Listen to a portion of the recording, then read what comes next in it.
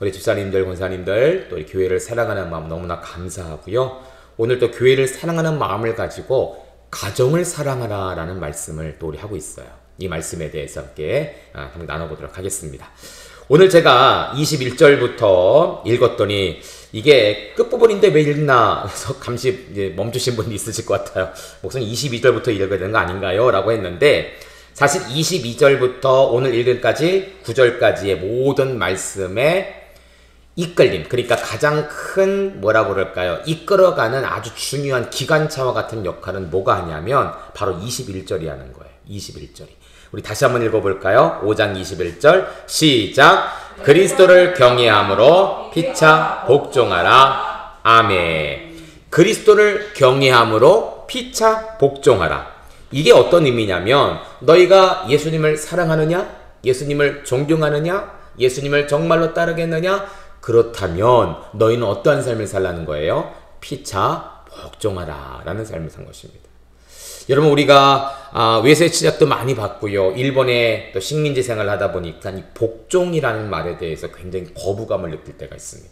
그렇죠? 복종해! 그러면은 굉장히 싫어요. 이게 민족적인 어떤 그런 느낌이 있는 것 같아요. 정말 싫어요. 복종한다는 거. 내가 왜 복종해야지? 복종하면 마치 그 누군가의 밑에 들어가는 발 밑에 있는 그런 것처럼 느껴지죠. 근데 성경도 이 복종이라는 단어를 씁니다. 그럼 우리나라 사람들 어때요? 굉장히 거부감을 느낄 수 있어요. 물론 뭐 하나님이니까 예수님이니까 복종하는 거 당연하겠지만 이 복종이 성경에는 어디까지 가죠? 이웃에게까지도 복종하라고 하거든요. 이웃 사랑하길. 그렇죠? 이웃 사랑하길. 심지어 원수까지라도 여러분 사랑하랬는데 사랑이 뭐겠어요?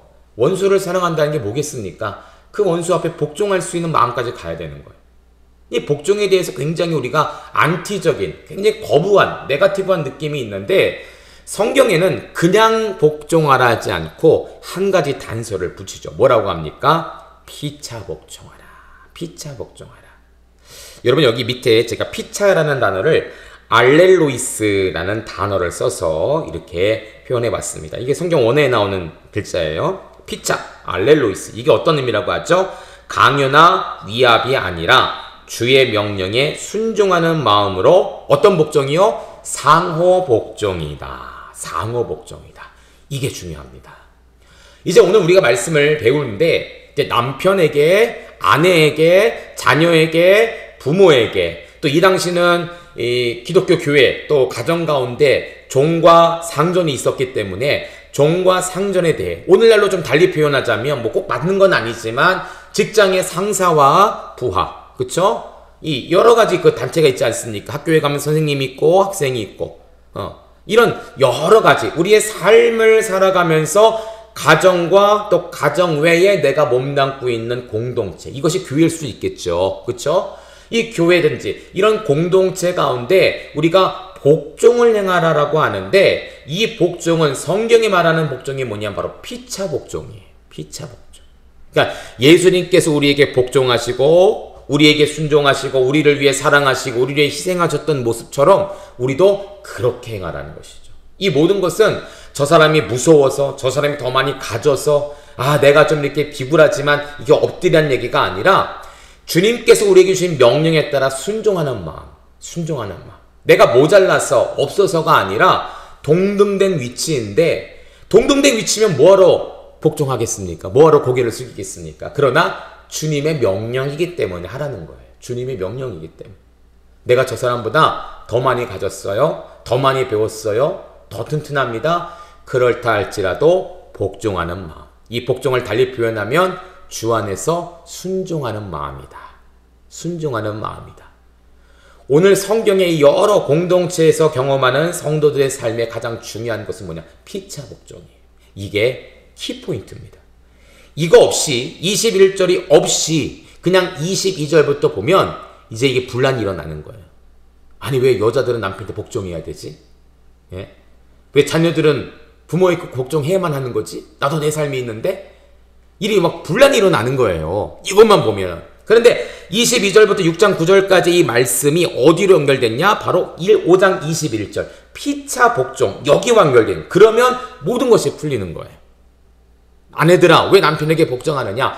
그냥 복종이 아니에요. 여자이기 때문에, 약하기 때문에, 그래서 복종하는 것이 아니라 성경은 뭐라고요? 피차 복종이다. 서로 복종하는, 서로 양보하는, 서로 사랑하는 이 아름다운 관계를 오늘 성경은 우리에게 말하고 있다는 것이죠. 이해가 되시죠? 자, 그럼 하나씩 한번 나눠볼게요.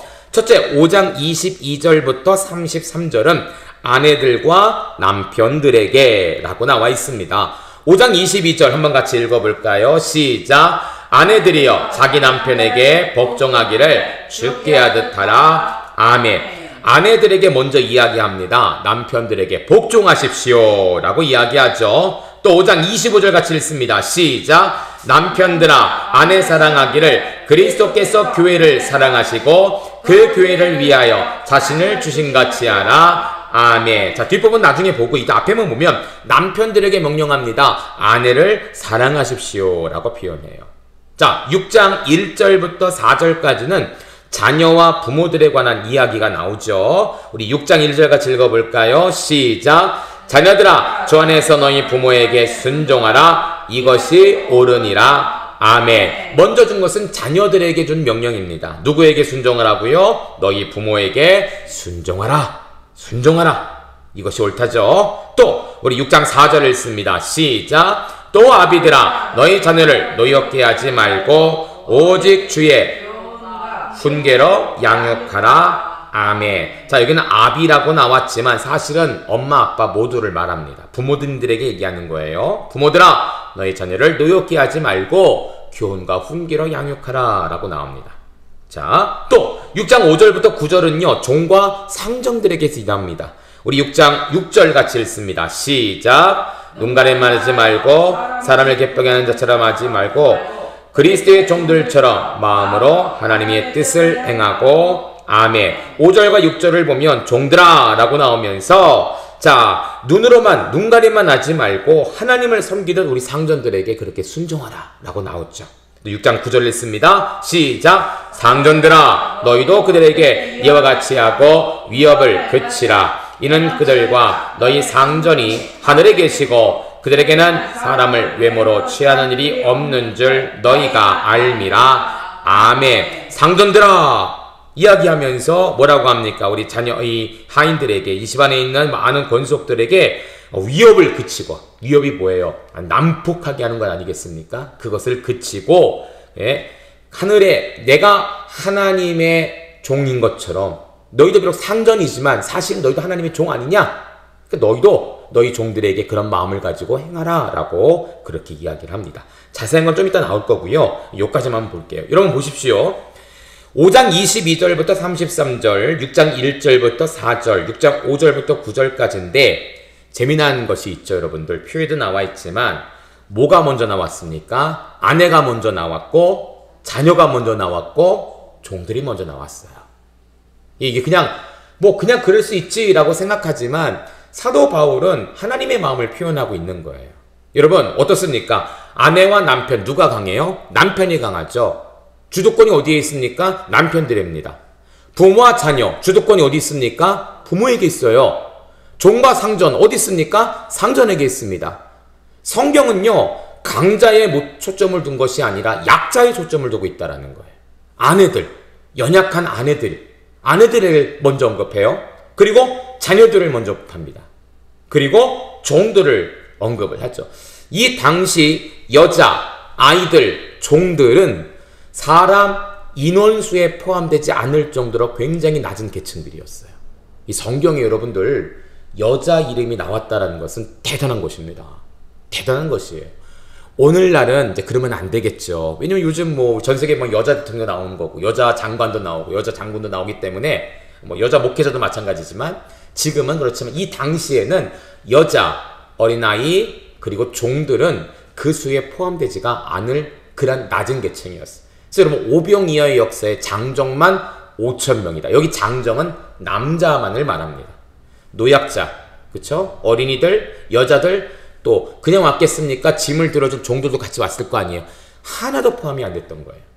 그런데 성경은 하나님은 어떻습니까? 소외된 계층들, 아내, 여자들, 아이들, 종들을 먼저 앞세우면서 이들을 향한 관심을 주고 있다라고 볼 수가 있는 것이죠. 그리고 뒤에는 이제 강자들에 향한 그런 명령이 나와 있다라는 것입니다. 자, 우리 첫 번째 볼게요. 아내들이여 복종하라. 우리 여기 있는 분들이 거의 아내들 또 여자분들인데 남편에게 복종하라. 이 의미가 무엇인가? 한번 이걸 보도록 하겠습니다. 우리 22절, 23절, 24절 같이 읽습니다. 시작. 아내들이여 자기 남편에게 복종하기를 주옵게 하듯 하라. 이는 남편이 아내의 머리됨이 그리스도께서 교회의 머리됨과 같음이니 그가 바로 몸의 구주시니라. 그러므로 교회가 그리스도께 하듯 아내들도 범사에 자기 남편에게 복종할지니라. 아멘. 남편에게 복종해야지. 이 말씀 딱 들면서 막 아내한테 강요하면 안 되는 겁니다. 그쵸? 요즘은 큰일 나요. 쫓겨납니다. 네, 여자들의 이 어떤 인권이 많이 높아졌기 때문에 매 맞는 남편도 있대잖아요. 그쵸? 예, 이 말씀을 잘못 오용하면 안 돼요. 아내들에게 먼저 왜 이 말씀을 줬을까? 여자분들이니까 여러분 생각해 보세요. 남편에게 복종하라. 그것도 22절과 24절 똑같이 자기 남편에게 복종하라. 자기 남편에게 복종하라. 한 번만 해도 되지 왜 두 번씩이나. 꼴 보기 싫은데 그 남편은 왜 내가 복종해야 될까? 막 이렇게 그냥 막 분노한 마음으로, 그냥 화가 나는 마음으로 이렇게 나올 수도 있는데, 사실 이거는 아내들에게 어떤 억압을 주거나 부담을 주기 위한 말씀이 아니에요. 물론 복종이란 단어는 뭔가 좀 내가 엎드려야 되고 내가 순종해야 되는 그런 마음이 있긴 하지만, 사실 왜 이것을 표현했을까? 이 중심을 한번 좀 살펴볼 필요가 있다는 것이죠. 여러분 23절에 뭐라고 나옵니까? 남편이 아내의 머리됨이 그리스도께서 교회의 머리됨과 같으니 그가 바로 몸의 구주이시니라. 아멘. 그쵸? 자, 보세요. 아내가 남편에게 복종하는데 어떤 복종이냐면 억지로나 인색함으로나 이게 아니라 어떻게 하다라고 합니까? 죽게 하듯 하라. 22절에 보니까 죽게 하듯 복종하라라고 합니다. 죽게 하듯 복종하라. 이러면 좀 할 수 있겠죠, 여러분들? 아무것도 없이 남편에게 복종해 그러면 싫어요. 왜요? 할 텐데 죽게 복종하듯 하라 그러면은 예수님이 포함되어 있으니까, 예수님 때문이라니까, 예수님의 사랑을 가지고 저 불쌍한 인간 내가 사랑해야지 라고 복종할 수 있는 마음이 일단 열립니다. 근데 그 증거가 있어요. 왜 그러느냐? 자, 보세요. 여기 옆에 그림이 있습니다. 성경에는 뭐라고 하냐면 아내가 남편에게 복종하는 것이 마치 무엇과 같냐면 교회가 그리스도께 하듯. 그쵸? 자, 보세요, 여러분들. 넘어갔네요. 자, 교회가 그리스도에게 하듯 하라. 여러분, 교회가 예수님께 복종하는 건 맞죠? 그렇지 않습니까? 요즘 교회가 예수님을 앞서가거나 멀리하거나 배반하는 교회들이 많이 있어요. 네, 예수님이 아니라 교회의 어떤 이익, 교회의 어떤 이윤, 교회의 어떤 자랑 때문에 예수님은 멀리하고 그냥 교회 사역만을 막 달려가는 교회들이 있습니다. 이거 문제죠. 여러분, 교회가 어떻게 합니까? 그리스도에게 복종하는 교회. 이게 건강한 교회예요. 예수님의 음성, 예수님의 사역, 예수님의 말씀, 이거에 복종하며 달려가는 교회가 건강한 교회라는 거예요. 그랬듯 교회가 그리스도에게 복종하듯 아내도 남편에게 어떻게 하라고요? 복종하라는 것이에요. 맹목적인 억지로 내가 여자이니까 어쩔 수 없이, 사회적인 구조가 그러니까 어쩔 수 없이, 이게 아니라 무엇처럼요? 교회가 그리스도에게 복종하듯. 여러분, 교회가 그리스도에게 복종 억지로 합니까? 주일 예배 교회가 억지로 드리는 교회 봤나요? 헌금 억지로 드리는 교회 봤습니까? 없잖아요. 교회는 그리스도의 몸이기 때문에 그리스도에게 복종하는 게 맞아요. 그렇지 않습니까? 뇌가 있는데 손발이 나는 싫어, 나는 딴 사람 되고 싶어, 반대하면 어떻겠습니까? 피가 가지 않고 썩어서 없어지는 거예요. 몸이 제대로 이루어질 수가 없습니다. 손과 발이 몸에 복종하는 것, 뇌에 복종하는 것은요, 이게 뭐 다른 이유가 없는 거예요. 그냥 자연스러운 거예요.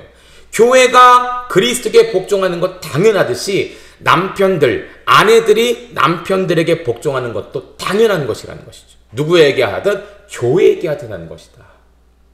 교회에게 하는 것이다. 여러분, 성경은요, 이 아내들의 인권 신장에 굉장히 많은 관심을 주고 있습니다. 요즘 이슬람 사람들이 한국에 많이 들어오고 있어요. 이슬람은요, 굉장히 평화를 위장한 종교입니다. 근데 실상 들어가면 아이들과 여자들을 굉장히 착취하는 그런 곳이에요. 오늘 뉴스에도 어젠가요? 뉴스에도 제가 잠깐 봤는데 550만을 갖고 있는 유튜버. 와, 550만이면 뭐 대단한 거예요. 550만이면. 네. 우리 믿음교회 유튜버가 몇 명 가입이더라? 네, 몇 명 안 돼요. 550만이면은 대단해요. 근데 이 사람이 땅을 샀대요. 그래서 왜냐면 많이 벌자. 550만이면 뭐 많이 벌겠죠. 네, 유튜브 수입이. 땅을 샀대요. 야, 대단하다. 그래서 막 알려줘요. 어디 땅을 샀는데, 근데 며칠 후에 유튜브에 자기가 이제 그 땅을 산 문서를 딱 보여주면서 선언을 했습니다. 뭐라고 선언하면, 이 땅에 내가 머스짓을 짓겠다. 머스짓이 뭐냐면, 이슬람 사원이에요. 이슬람 사원. 그러니까 처음에 신고할 때는 그냥 땅을 사고 건물을 짓겠다라고 신고를 했는데, 나중에 이것을 이슬람 사원으로 짓겠다고 하니까 어떻습니까? 그 주변에 있는 교회와 사람들이 굉장히 반대하잖아요. 근데 법적으로 제지할 방법이 없다라는 거예요. 멀쩡하게 생긴 청년이에요. 한국 청년이에요. 잘생겼어요. 뭐 유튜브 550만이면 얼마나 뭐 많은 또 뭐 매력과 이런 걸 발산해서 사람들을 끌어모았겠습니까? 그 돈을 가지고 땅을 사서 이슬람 사원을 준다고 하니까 많은 사람들이 굉장히 두려움을 갖고 있어요. 그 지역에 있는 사람들이. 아유, 뭐 어때요?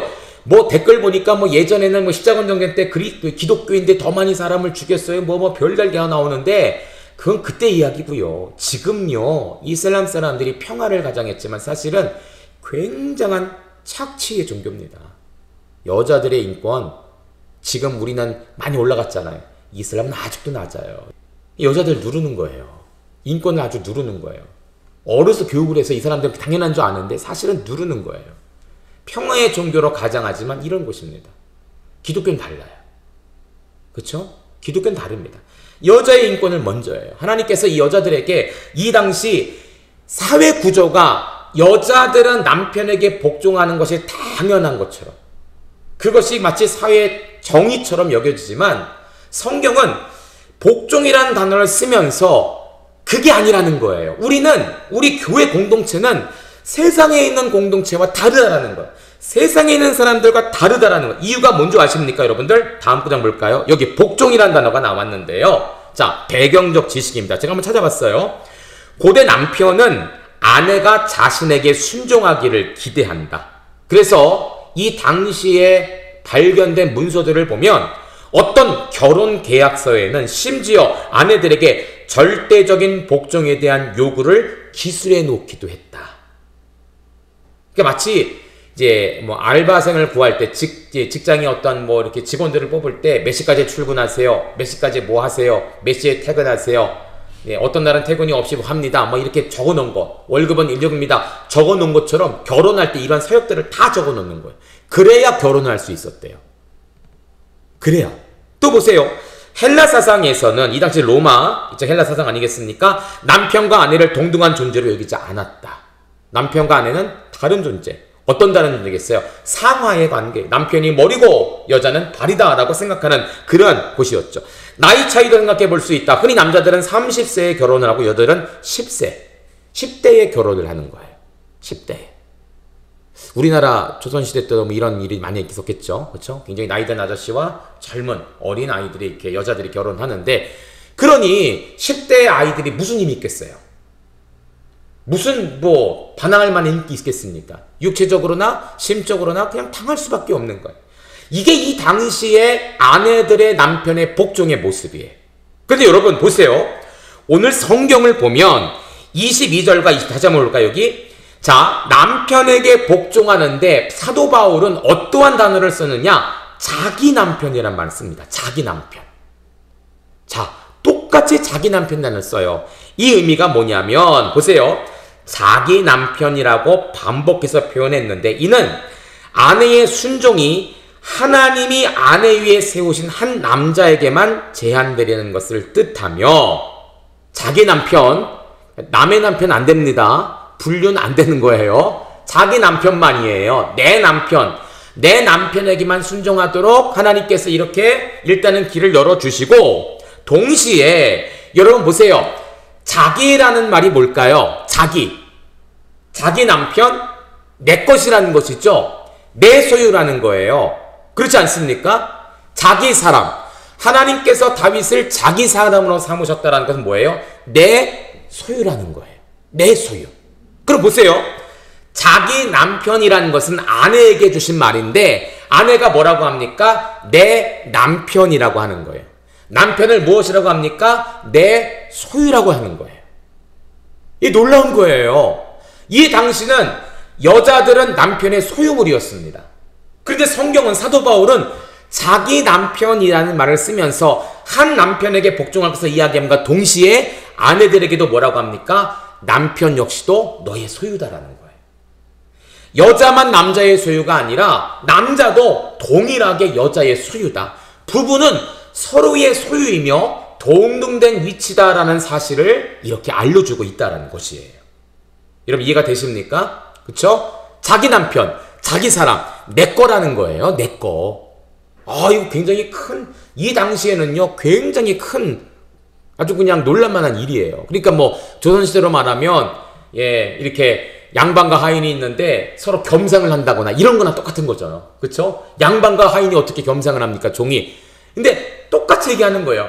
여자들은 남자의 소유가 이 당시에 만연한 이론이었는데, 성경은 그게 아니에요. 남자도 사실은 여자의 소유다. 서로 소유다. 부부는 동등된 위치다. 이것을 알려주고 있다는 것이죠.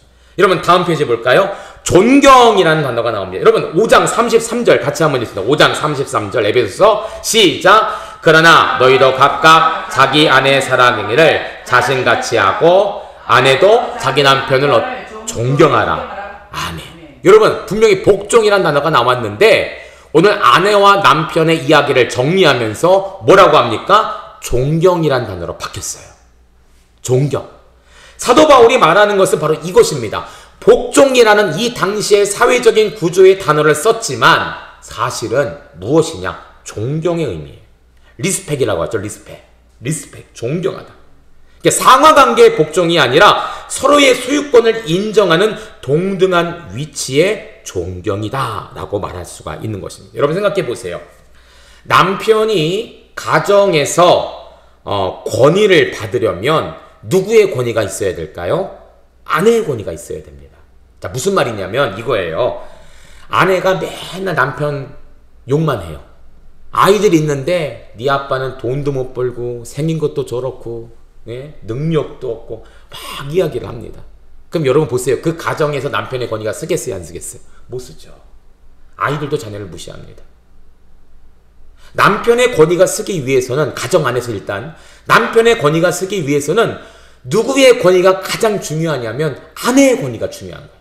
아내가 남편의 권위를 세워줄 때 비로소 남편의 권위가 쓰는 거예요. 여러분 남편들 세상에 나가면 가정에 있는 것처럼 막 소리 지르고 떳떳하지 않습니다. 사실 세상에 가면 얼마나 잘난 사람이 많아요. 참 불쌍해요. 남편들 가정에서는 강해 보여도요 세상에 나가면 치입니다. 불쌍한 사람들이.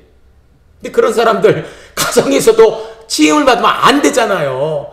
여러분 아내들이 남편의 권위를 살려줘야 돼요. 그러면 세상에 나가서 비록 내가 무시받는 일이 있다 할지라도 나는 떳떳합니다. 왜요?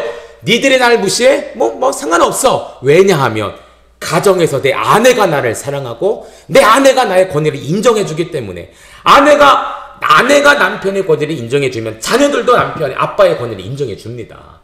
그 남편이 떳떳하게 살 수 있는 거예요. 사실 이 말씀은 남편들 보기 좋으라고 듣기 좋으라고 남편들아 기분 좋지 아내들 복종하래 좋지 이런 말씀이 아니라 경각심을 가지라는 거예요. 아내가 너희들을 복종하지 않으면 누가 너희들을 복종하겠냐는 거예요. 아내들이 남편들의 권위를 인정해주지 않으면 누가 너희들의 권위를 인정해주겠냐는 거예요. 그러니까 아내들이 남편들의 권위를 인정해줄 수 있도록 남편들 어떡하라고요? 최선을 다하라는 거예요. 그렇죠? 이게 중요합니다, 여러분들. 성경은 이것을 말하는 거예요. 이 남편들이 들어야 되는데, 그렇죠? 남편들이 들어야 되는데 아내들만 있네. 어쨌든 여러분 오늘 집에 가셔서 그렇죠? 남편들에게 권위를 좀 인정해 주세요. 자기가 최고야. 절대 남 비교하지 마시고. 남자들 그렇잖아요. 잘 삐집니다. 특히 다른 남자 비교하면 삐져요. 남의 집 남편 절대 하지 마세요. 우리 목사님 하지 마세요. 그런 거 하지 마세요. 하지 마시고 우리 남편만 최고예요. 우리 남편만 정말 최고예요. 할 수 있어. 자신이 제일 잘생겼어. 내가 누구 때문에 결혼한 건데 당신 때문이야. 힘을 주세요. 예, 하면요 여러분들 남편들 금방 마음 무너집니다. 네, 그때 이제 전도하는 거예요. 그렇죠? 자 여러분들 아내들은 남편들의 권위를 얼마나 인정해주고 있나요? 여러분 한번 생각해 보세요. 나는 내 남편의 권위를 얼마나 인정하고 있는가? 혹시 자녀들 앞에서 배우자에게 윽박지르거나 그 약점을 이야기한 적은 없는지, 마음을 아프게 한 적은 없는지, 나와 배우자의 관계는 일반적인 복종입니까? 아니 성경이 말하는 피차, 복종, 즉 존경인가? 이거를 생각해보는 시간을 가졌으면 좋겠습니다. 자, 두 번째 이제 남편들에게 주는 말씀이에요. 자, 25절부터 30절까지를 같이 한번 읽어보겠습니다. 시작!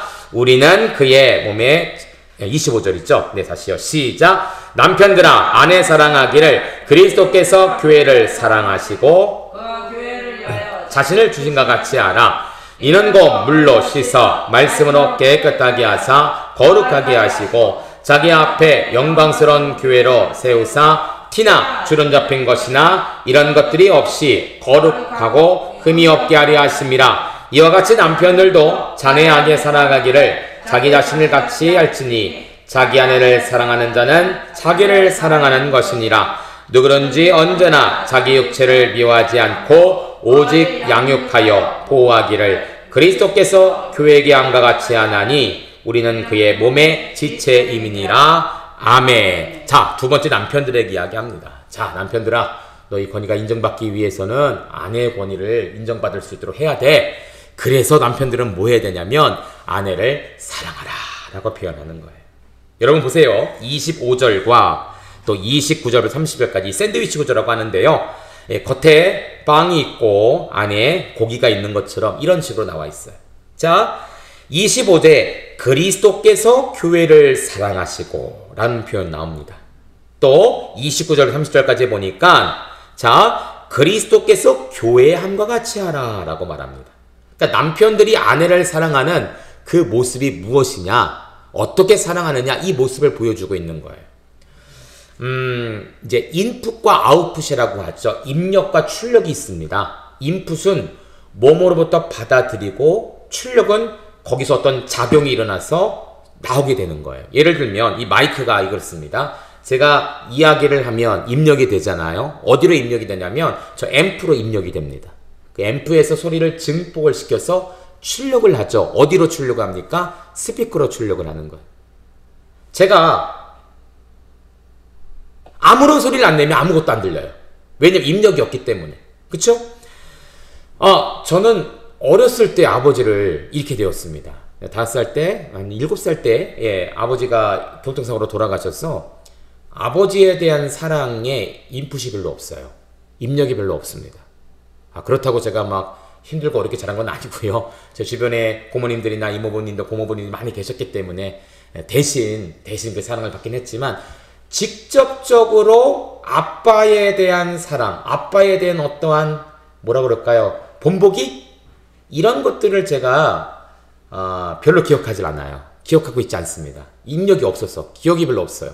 저 어렸을 때 아빠 기억이 많이 없어요. 사라졌고 또 기억도 잘 안 나고 몇몇 장면, 그런 장면만 기억이 나는데 없어서 제가 결혼을 하고 가장 고민했던 게 뭐냐면 만약 내가 아들을 낳는다라면 딸은 좀 틀릴 것 같아요. 이성이기 때문에, 딸이지만 이성이기 때문에 좀 이쁘게 잘해주고 할 것 같은데 아들이라면 야, 내가 아빠를 일찍 잃은 아들이기 때문에 아빠에 대한 어떠한 행위가, 어떠한 사랑, 어떠한 뭐 이게 없기 때문에 어떻게 내가 아들을 양육해야 될까 굉장히 고민이 많았거든요.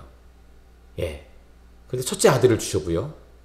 둘째도 아들을 주시고요. 셋째도 아들을 주셨어요. 그래서 아빠 기억은 없지만 한번 네가 몸소 실천해봐라. 그래서 1단계, 2단계, 3단계를 통해서 직접 몸소 행할 수 있도록 이렇게 해주셨어요. 그래서 그렇게 했습니다. 근데 아직까지 잘 모르겠어요. 왜냐 아빠에 대한 그게 없기 때문에. 아빠랑 목욕탕 간 적도 별로 없고 아빠랑 놀이동산 간 적도 별로 없고 아빠가 어렸을 때 뭘 사주셨긴 했겠죠. 근데 그 기억이 없기 때문에 어떻게 해야 될지 잘 몰라요. 인풋이 없는 것이죠. 여러분, 남자들에게 말합니다. 남편들이여 아내를 사랑하라. 그런데 아내를 사랑하는 방법을 모르는 거예요. 이 당시 헬라 문화는 남자와 여자는 상하 관계이기 때문에 아내를 사랑하는 것 뭐야? 없어요. 그냥 내 종처럼 부리는 것이 이 당시 모습인데 사도 바울은 그렇기 때문에 알려주는 거예요. 너희가 남편들이 아내를 사랑하는 방법을 모르지? 너희 아버지, 할아버지 다 그렇게 자라왔기 때문에 모를 거야. 내가 가르쳐 줄게. 라고 하면서 이러한 모습이 아내를 사랑하는 모습이야 라고 하면서 본을 보이는데 그게 뭐냐면 25절과 29절, 30절 말씀이에요. 그리스도께서 교회를 사랑하시는 것. 이 모습이 바로 남편들이 아내를 사랑하는 모습이다 라고 알려주고 계시는 거예요. 알려주고 있는 거예요. 저도 아빠의 사랑을 직접적으로 받지 못했지만 가족들의 사랑을 통해서 아빠는 저렇게 사랑하는 거구나. 엄마의 모습을 통해서 엄마는 저렇게 자녀들을 사랑하는구나. 대리해서 배우거든요. 이 가리키는 거예요. 잘 모르지만 이 당시 문화가 그런 문화가 아니었지만 예수님께서 교회를 어떻게 사랑하셨는가를 너희가 안다면 남편들이 아내를 사랑하는 모습과 동일한 모습으로 너희가 실천해야 된다는 것을 알려주고 있는 것이죠. 아까 아내들은 복종이라 했지만 남편들은 사랑이라고 합니다. 그리스도께서 교회를 사랑하시다. 그럼 예수님께서 교회를 얼마나 사랑하십니까? 너무나 사랑한 나머지 교회의 머리가 되셨어요? 머리가 되셨어요. 교회의 머리가 되셨어요. 교회는 멀리 떨어진 나와는 별개의 존재가 아니라 교회의 머리가 되셨어요. 교회를 사랑해서 교회의 머리가 되신 거예요. 그 교회를 사랑해서 그 교회의 몸을 누구로 채우셨습니까? 오늘날 전 세계 수많은 교회들과 성도들로 채우신 거예요. 머리된 예수님과 성도된 우리가 이 한 교회를 이루는 것, 이게 바로 교회를 사랑하는 예수님의 모습이라는 것이죠. 보세요. 남편이 자기 아내 사랑하기를 그리스도께서 교회를 사랑하듯 하라. 여러분, 예수님께서 교회를 얼마나 사랑하셨는가, 이걸 살펴볼 필요가 있죠. 다음 장만 볼게요. 자, 볼게요. 한번 나눠서 보겠습니다. 그리스도께서 자기 앞에 영광스러운 교회로 세우사. 아까 말씀드린 것처럼 머리가 되시기까지 이 교회를 사랑하시고, 그쵸? 이 교회를 아끼시고, 지금도 교회들을 통해 주시는 하나님의 은혜가 많이 넘쳐납니다. 하나님은요, 응답을 각 개인에게 주실 수도 있지만, 하나님의 큰 역사는 반드시 교회를 통해 주십니다. 여러분, 교회가 잘 돼야 성도들의 가정도 잘 되는 거예요. 이게 영적인 원리입니다. 이걸 알았기 때문에 다윗이 뭐라고 합니까? 하나님, 제 궁전만 이렇게 화려하게 지은 게 너무나 부끄럽습니다. 너무나 부끄럽습니다. 내 집은 이렇게 화려한데 주의 성전은 아주 장막에 그냥 이렇게 천막 속에 있는 것이 너무 안타깝습니다. 다윗은 영적인 원리 알았기 때문이래요. 하나님의 성전이 잘 돼야 나라가 부강하고 하나님께서 성전을 통해 그 나라와 그 백성들한테 복을 주시는 것이거든. 이걸 아는 거예요. 그 여러분들, 교회를 사랑하는 것은요, 결국 하나님을 사랑하는 거예요. 교회가 은혜 가운데 정말 복을 받는다면 교회를 통해 흘려주시는 하나님의 성전이, 하나님의 성령의 역사, 은혜의 역사, 처음에는 성전에서 흘리는 물이 발목까지, 무릎까지, 나중에 허리까지 흐르고 흘러서 넘치게 된다는 것이죠. 여러분들, 교회를 위해 기도하시는 이유가 바로 여기 있는 거예요. 네, 교회 없어지지 않게 교회 주세요. 우리 코로나 때 얼마나 많이 기도했으니 그 정도 기도가 아니라 우리 교회가 주 안에 형통하게 하옵소서. 교회가 형통해야 여러분들의 가정이 형통하고, 교회가 잘 돼야 여러분들의 일터가 잘 되고, 교회가 풍성해야 여러분들 자녀들과 풍성한 거예요. 성전을 위해 기도하셔야 됩니다. 왜냐하면 그리스도가 머리이기 때문에 그래요. 자, 남편들에게 뭐라고 하냐면 자기 아내를 사랑하기를 마치 무엇하자 말하고요, 그리스도께서 교회를 사랑하신 같이 하라.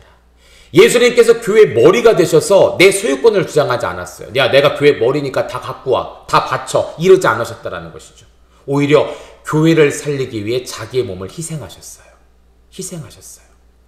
여러분, 주일날 제가 설교를 드렸죠. 한 목사님의 그 이야기글 통해서, 남편이 내 자리가 다 없어지는 것을 보면서, 나만, 아내는 도대체 뭘 희생한 거야. 나중에 보니까 아내가 더 많은 걸 희생했잖아요.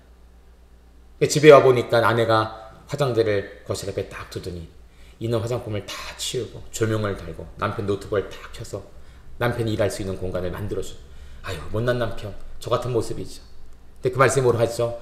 여보, 희생한 게 아니야, 사랑한 거야. 저는 그 이야기를 듣고 읽으면서 조금 마음이 찡하더라고요. 정말 그래요. 성경에 보니까 정말로 예수님께서 내가 너희를 위해 희생한다는 말 쓰시지 않았어요. 다 뭐예요? 내가 너희를 사랑한다. 희생은 하셨지만 희생했다라고 표현하지 않으시고 뭐라고 합니까? 사랑하셨다라고 표현하는 거예요. 그리스도께서 교회를 위해 희생하셨는데 사실 희생이란 단어를 쓰지 않으시고 뭐라고 하십니까? 사랑하셨다고 그래요. 그렇죠? 우리가 남편들이 아내를 사랑하는 것은 교회가 예수님이 교회를 사랑하셔서 희생하셨던 남편들도 아내를 위해 희생하는 마음. 하지만 그것은 희생이라 표현하지 않고 뭐라고 합니까? 사랑이라고 표현하는 것이죠. 이 모습을 남편들이 닮아야 된다는 거예요. 닮아야 된다는 거예요. 우리 5월 달에 가정의 달인데 이 설교 다시 한번 해야겠어요. 남편들 많이 들어야 될 것 같아요. 그렇죠? 자, 두 번째. 티나 주름 잡힌 것이나 이런 것들이 없이라고 말하는데 여러분 옆에 보면 이 다림질 그림이 나왔죠? 다림질 한번 쫙 하고 나면 주름이 쫙 펴집니다. 쫙 펴져요.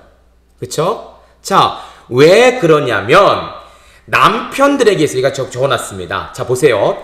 다림질하여 주름을 펴듯 남편은 아내 사랑을 통하여 부부의 문제에 주름을 펴야 된다는 거예요. 실상 동등된 위치에 있지만 사실 경제권이라든지 어떤 힘적인 것은 남편이 강한 것은 사실입니다. 부부간에 문제가 생겼어요. 서로 같이 풀어야 됩니다. 그러나 이 풀매 가장 주도권은 어디에 있냐? 남편들에게 있다라는 거예요. 남편들. 먼저 용서하라는 거예요. 먼저 미안하다고 말하라는 거예요. 이 부부의 주름 잡힌 것이 한 겹 가면 두 겹, 세 겹 계속 생기는 거예요. 이 주름이 쌓이고 쌓이면 결국 어떻습니까? 못 입는 옷이 되어서 버릴 수밖에 없는 거예요. 부부의 관계가 끝날 수밖에 없습니다. 혹시 부부관계에 주름 잡힌 것이 있으면 남편들이 먼저 다가가서 먼저 용서를 구하고 먼저 이해하고 그래서 그 주름을 피라는 거예요. 피라는 거예요. 또 하나 무엇이냐면 여러분 성경 보니까 여기 물로 씻어라는 말이 나옵니다. 물로 씻어. 26절이죠. 이는 곧 물로 씻어 말씀으로 깨끗하게 하사 거룩하게 하사. 이 남편들에게 주는 말씀인데 여러분 물로 씻는다는 것은 무엇입니까? 성결이에요. 성결. 이 남자들에게 성적인 깨끗함, 성적인 순결을 요구하고 있는 거예요. 한 아내의 존경을 받기 위해서는 이 남편도 한 아내를 위해서 나의 성적인 부분들을 지킬 수 있어야 된다는 것이죠. 음란, 간음 하지 말라는 거예요. 이것이 남편들에게 많은 말씀입니다. 또 여러분 아내를 사랑하는데 여러분 보세요. 25절에 보니까 28절에 보니까 아내를 사랑하는 자는 자기를 사랑하는 것이 된다라고 표현합니다. 여러분 왜 이런 표현을 썼을까요? 부부와 아내가 결국 뭐예요? 한 육체이기 때문에 그래요. 창세기 말씀, 에베소 말씀 보니까 다 뭐라고 합니까? 이 둘이 한 육체, 한 몸이 된다. 각각 별개의 사람이지만 부부로 맺어졌기 때문에 이제는 뭐예요? 한 육체예요. 한 육체. 내가 아픔을 당하면 아내도 아픔을 당하는 거예요. 내가 무시를 당하면 아내도 무시를 당하는 거예요. 그러나 내가 존경을 받으면 아내도 존경을 받는 것이죠. 한 육체이기 때문에 그래요. 그래서 아내를 사랑하는 것은 결국 뭐예요? 나를 사랑하는 거예요. 그쵸? 아내를 사랑하는 건 한 몸이기 때문에 결국 뭐냐? 나를 사랑하는 거예요. 나를 사랑하는 거. 성경은 이것 때문에 남편들에게 이야기를 하는 것이죠. 그리스도께서 교회를 사랑하던 남편들아 아내들을 이렇게 사랑하라 라고 표현합니다. 육체적인 순결과 또 이해와 사랑, 희생. 하지만 그것은 사랑을 전제로 한 희생. 예수님께서 교회에게 하셨던 것처럼 남편도 이렇게 사랑하라 라고 그렇게 말씀을 하고 계신 것입니다. 여러분 똑같아요. 예, 아내를 향한 순결한 사랑과 어떤 것인가? 남편들 순결을 지켜야 됩니다. 똑같아요. 자녀들이나 다른 가족들 앞에서 아내를 무시한 적은 없는가? 절대로 안 됩니다. 아내를 무시한다 결국 뭡니까? 나를 무시하는 거예요. 남편과 아내는 하나이기 때문에 아내를 사랑하면 자기를 사랑하는 것이니라. 아내를 무시하면 자기를 무시하는 것이니라. 이 말씀을 잘 기억하면서 우리 아내 사랑하기, 남편을 사랑하기를 한번 잘 실천해 보았으면 좋겠습니다. 자, 한번 또 나가봅니다. 5장 31절부터 33절 말씀인데요. 자, 한번 같이 읽어볼까요? 시작!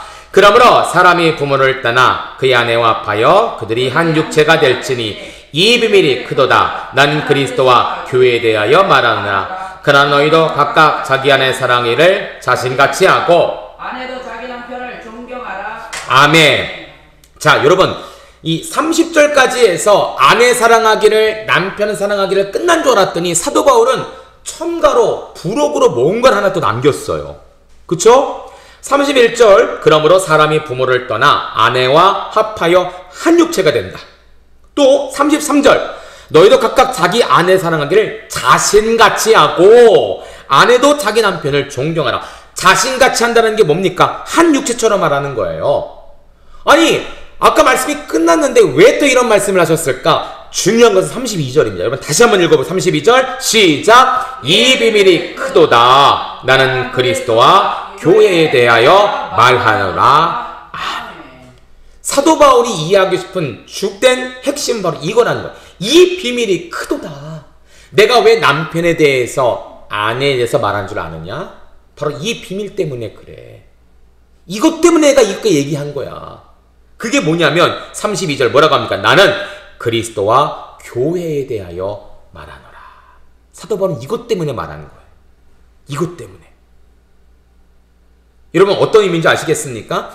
아내, 남편, 이 부부의 가정의 모습이 결국은 뭐의 모습이라는 거예요? 교회의 모습이라는 거예요. 너희가 그냥 남자, 여자, 아내, 남편, 이성, 부부 여기에 그치는 것이 아니라 이 비밀이 크도다. 나는 부부의 관계로만 끝내는 것이 아니라 그리스도와 교회에 대해 내가 말하는 거야. 너희 부부에 대해서 왜 이런 언급을 했냐면 사실은 교회를 강조하기 위해 이런 말을 한 거야. 결국 뭡니까? 우리가 교회라는 거예요. 부부가 교회라는 거예요. 어떤 크리스찬 부부가 있는데 맨날 만나면 싸워요. 남자가 바람을 펴요. 여자가 바람을 펴요. 근데 주일 되면 같이 모여서 또 교회배를 드려요. 이거 교회가 아니라는 것이죠. 아내 사랑하기를 남편 사랑하기를 그리스도께 하듯 교회께 하듯 아름다운 모습이 이루어질 때 그 부부는 어머나 행복한 부부네요. 참 보기 좋은 부부네요. 원앙새 같네요. 여기서 멈추는 것이 아니라 결국 뭐라고요? 그 부부의 모습이 교회라는 거예요. 여러분 부부가 화목한 이유가 무엇이냐? 가정을 지키기 위한 것도 있지만 사실은 뭐냐면 교회를 드러내기 위해서라는 거예요. 사도 바울은 이걸 말하고 있는 거예요. 우리가 교회라는 거예요. 우리가 교회다. 여러분 한번 여기 제가 원독자의 의미를 읽는데 한번 같이 한번 읽어볼까요? 시작. 사도 바울은 아내의 남편 존경, 남편의 아내 사랑에 대해 설명하면서 이것보다 더 심오하고 놀라운 것이 있다고 알려준다. 그래서 그것을 비밀이라고 표현했다. 그 비밀은 바로 그리스도와 교회의 관계이다. 이것은 남편과 아내의 관계, 교회와 그리스도의 관계가 별개의 것이 아니라 동일시되는 것임을 알려준다. 즉 남편이 아내를 사랑하고 아내가 남편을 존경할 때 그것이 바로 참다운 모습이라는 것이다. 우리 가정의 모습이 교회의 모습인 것이다. 내가 배우자를 사랑하지 않고 존경하지 않으면서 교회를 사랑한다 말할 수 있을까? 더 나아가 이방인 그리스도와 유대인 그리스도인들이 마치 부부처럼 존경하고 사랑하지 않는다면 그것이 교회의 참 모습인가를 질문하고 있는 것이다. 여러분 한번 이 글을 보니까 이해가 되시죠? 남편과 아내의 관계 여기를 말하는 것이 아니라 더 나아가 더 심오한 진리가 있는데 그것은 바로 그리스도와 교회의 관계다. 부부가 결국은 교회라는 거예요. 부부가 화목할 때 사람들의 칭찬 이게 끝이 아니라 오 정말 교회 같은 자들이다 라는 칭찬받는 게 중요하다는 것입니다. 그리고 이 당시 에베소 교회 안에 이방인 크리스찬과 유대인 크리스찬이 있었는데 사실 부부 같은 존재 아니겠습니까? 그럼 부부는 무촌이라고 하잖아요. 그렇죠? 예, 이혼도장 딱 찍으면 전혀 남남이에요. 예, 이방인 그리스도인과 또 유대인 그리스도인들 전혀 별개의 사람들 같지만 마치 한 부부의 모습처럼 교회 안에 있는 거예요. 서로 싸우고 서로 적대시하는 것이 아니라 마치 아내가 남편 사랑하기를 그리스도의 교회를 사랑하듯처럼 서로 사랑하는 모습이 교회 안에 있어야 된다는 사실을 알려주고 있다는 것이죠. 여러분 교회는 정말 여러분들이 교회예요. 물론 건물로 지어지는 교회도 참 아름다운 교회지만 정말 더 아름다운 교회는 성도들입니다. 우리 성도들이 나가서 여러분들의 행위, 여러분들의 모습을 통해 교회의 모습을 증거해야 돼요. 예, 교회의 모습 증거해야 됩니다. 예수님 믿으세요. 천국 갑니다. 이거 증거하지 않다더라도요. 화목한 모습을 보여줄 때 여러분들의 모습이 전도지가 되는 거예요. 우리가 교회다. 우리가 교회다라는 사실을 꼭 기억하셔서 오늘도 남편의 권위를 인정해 주시고 남편들은 희생하며 아내를 사랑하는 모습이 반드시 이루어지는 이 귀한 모습이 오늘 이 말씀을 듣는 우리 모든 성도들 가운데 있기를 주의 이름으로 축복합니다. 조금만 더 하고 마칠게요. 왜냐하면 끝까지 가야 또 이 구조가 마치니까요. 자, 별거 이제 뭐 크게 큰 건 없습니다. 두 번째는 자녀들과 아비들에 관한 말씀이 6장 1절부터 4절까지의 말씀이죠. 먼저 약자, 자녀들에게 주는 말씀이죠. 1절, 3절 같이 한번 읽습니다. 시작! 자녀들아, 주 안에서 너희 부모에게 순종하라. 이것이 옳으니라. 내 아버지와 어머니를 공경하라. 이것은 약속에 있는 첫 계명이니 이로써 내가 잘되고 땅에서 장수하리라. 아멘. 자녀들에게 명령합니다. 주 안에서 너희 부모에게 순종하라. 또 아버지와 어머니를 공경하라. 왜 그러냐? 목적이 있습니다. 6장 1절에 보면 이것이 옳기 때문이다. 2절에 보니까 이것은 약속이 있는 첫 계명이다. 또 3절에 보니까 이로써 내가 잘되고 땅에서 장수하리라. 장수하리라. 또 아비들 말씀 볼까요? 6장 4절 시작. 또 아비들아, 너희 자녀를 노엽게 하지 말고 오직 주의 교훈과 훈계로 양육하라. 아멘. 여러분 보세요. 아비들에게는 목적이 나와 있지 않죠? 네, 왜 그럴까요? 아비들은 잘할 걸 아는 거예요. 근데 자녀들은 어떻습니까? 잘 안 할 것 같으니까 상을 걸고 있는 거예요. 너희가 이렇게 부모에게 순종하면 이러한 놀라운 일 하나, 둘, 세 가지가 있어. 잘 한번 기억해봐. 그러니까 한번 이렇게 해봐라. 부모에게 순종하라 라고 표현하고 있죠. 또 아비들에게는 어떻습니까? 자녀들을 노엽게 하지 말고 어떻게 하라고요? 교훈과 훈계로 양육하라. 여러분 이것이 중요합니다. 우리 크리스찬 부모님들은요.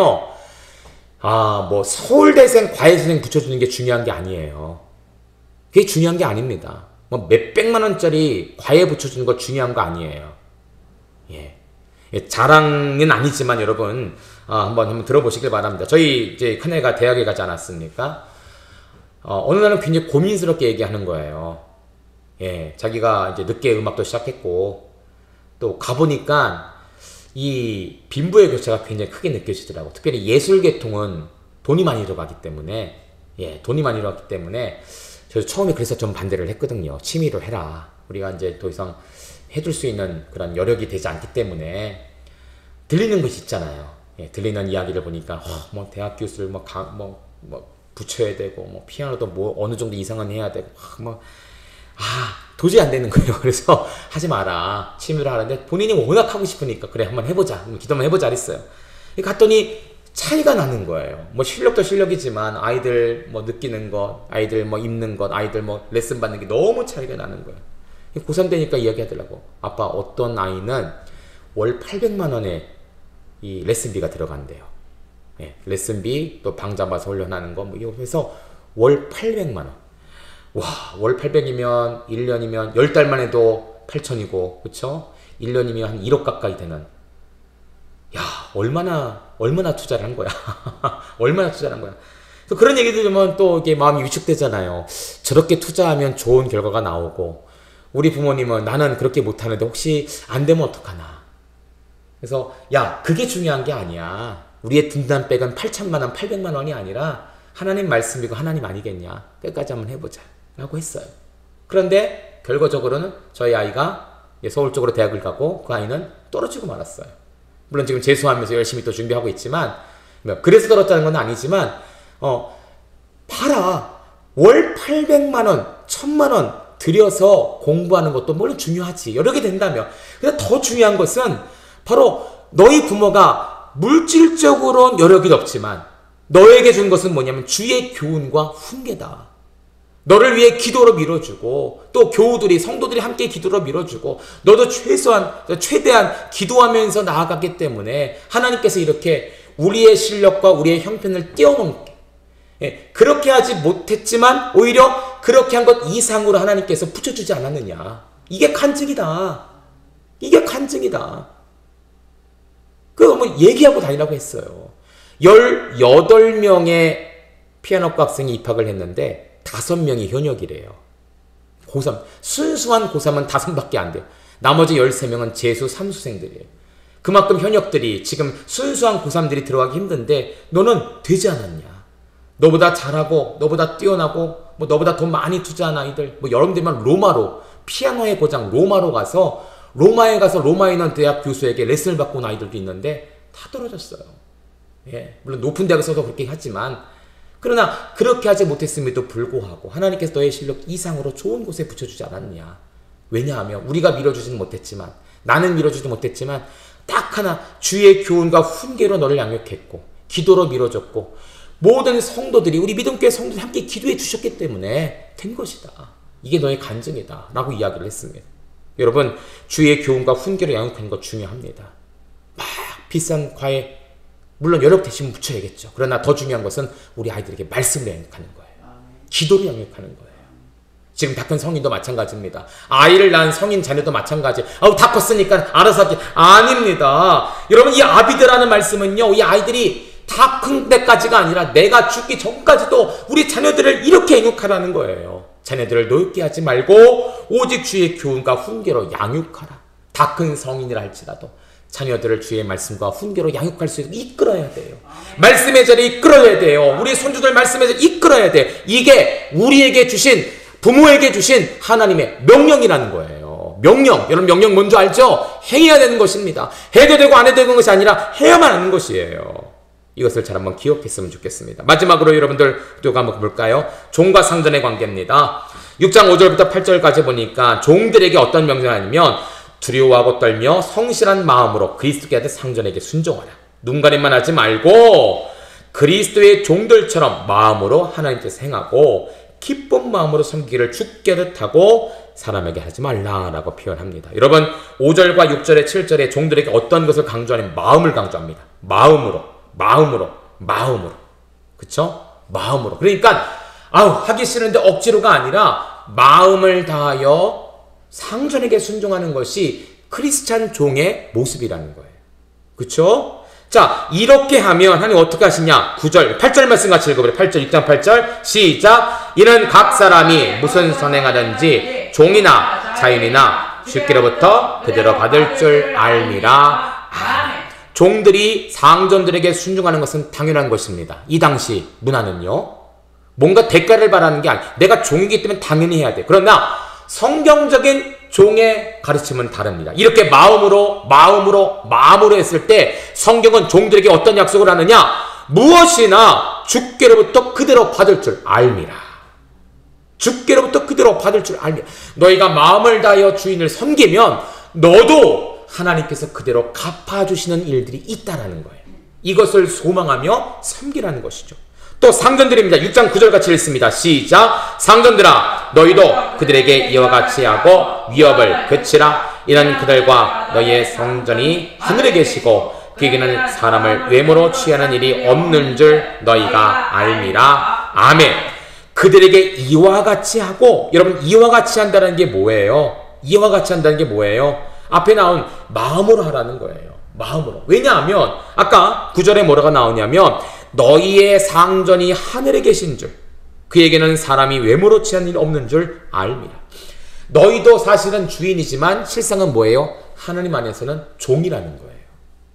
종이라는 거예요. 내세울 거 하나도 없다라는 거. 너도 종이야 사실은. 그런데 하나님께서 자기의 몸을, 예수님께서 자기의 몸을 희생하여 너희를 종으로 삼고 너희를 자녀로 삼았듯이 너희도 너희 종들에게 그렇게 하라는 것이죠. 그러니까 높은 자리에 있는 사람들은요, 권력과 힘을 가지고 억누르는 것이 아니라, 오늘 19절에 나오잖아요. 위협이 아니라 그리스도께 하되 사랑하는 마음으로 하라. 이것이 바로 종과 주인의 관계다라고 표현하죠. 여러분, 한 말씀 마치도록 할게요. 핵심은 이겁니다. 왜냐하면 오늘 부부의 관계, 부모와의 자녀의 관계, 또 종과 상전의 관계, 오늘날로 말하면 직장의 상사와 또 아래에 있는 사람들, 교회 목회자와 또 성도들, 학교의 선생님과 자녀, 이 학생들, 그 모든 관계가 사실은 뭐냐면 교회라는 사실을 강조하고 있는 거예요. 교회는 여기만 있고 사회는 달라가 아니라 사회도 교회라는 거예요. 크리스찬 성도들이 있는 곳은 교회가 될 수 있도록 오늘 성경이 말하는 부부의 관계, 부모와 자녀의 관계, 상전과 종들의 관계를 몸에 취득을 해서 잘 흡수를 해서 있는 곳곳에 그 삶을 살아갈 때에 바로 그것이 뭐가 된다고요? 교회가 된다라는 사실이에요. 교회가 된다. 여러분, 이 안에 머무는 교회가 아니라 여러분들의 가정의 교회가 되셔야 돼요. 그쵸? 여러분, 부모와 자녀의 관계가 교회가 되셔야 되고 직장이 교회가 되셔야 됩니다. 오늘 여러 가지 말들을, 이야기들을 많이 명령을 했는데 이 말씀들 잘 순종해서 세상 가운데 교회로 살아갈 수 있는 우리 참된 성도들 되시기를 주의 이름으로 축복합니다.